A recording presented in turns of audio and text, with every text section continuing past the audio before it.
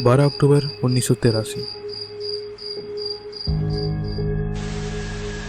हर रात की तरह आज भी मम्मी पापा को काम से आने में देर होने वाली थी। करने को कुछ था नहीं तो मैं अकेले ही टीवी देख रहा था। उतने में मेरा फ्रेंड गोलू आ गया। आज रात वो मेरे साथ ही मेरे घर पे रहने वाला था। आज हम लोग बहुत सारा गेम खेलेंगे साथ में, ठीक है ना?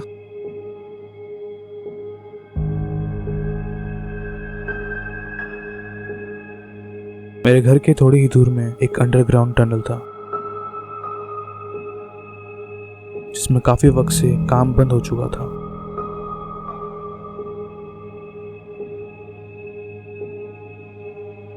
हम सो रहे थे कि एक अजीब आवाज के कारण हम दोनों का नींद खुल गया।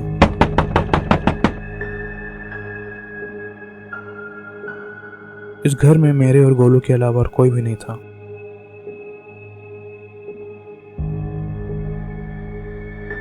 मैंने टाइम देखा तो 11:40 हो रहा था।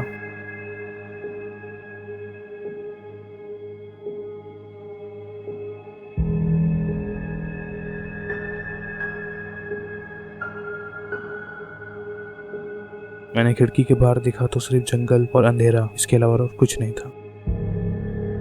अचानक से हमें घर के मेन डोर की खुलने की आवाज सुनी थी।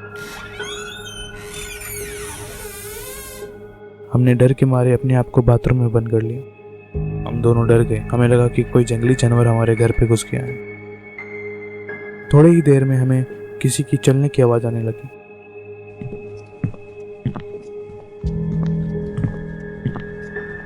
इसका मतलब ये कोई जंगली जानवर तो नहीं था।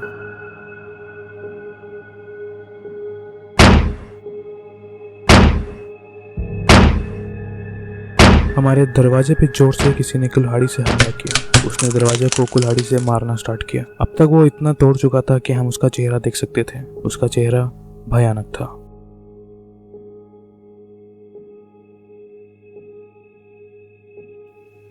गोलू ने मुझे इशारे से ऊपर दिखाया। उसने इशारे से कहा कि मैं ऊपर चढ़ जाऊं। उसने मुझे अपने कंधे पे चढ़ाया और मैं ऊपर चढ़ा गया।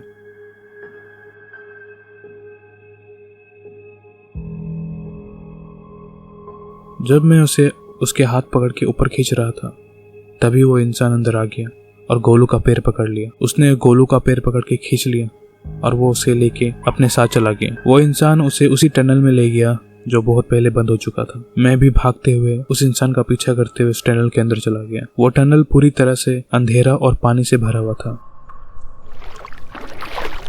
मैं गोलू को चिल्लाते हुए उसका पीछे पीछे जाते हुए उस पानी में घुसने लगा।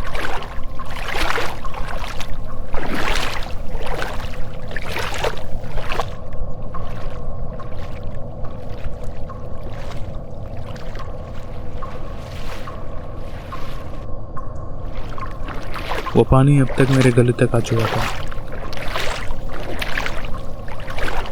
और गोलू का अब आवाज भी बंद हो चुका था।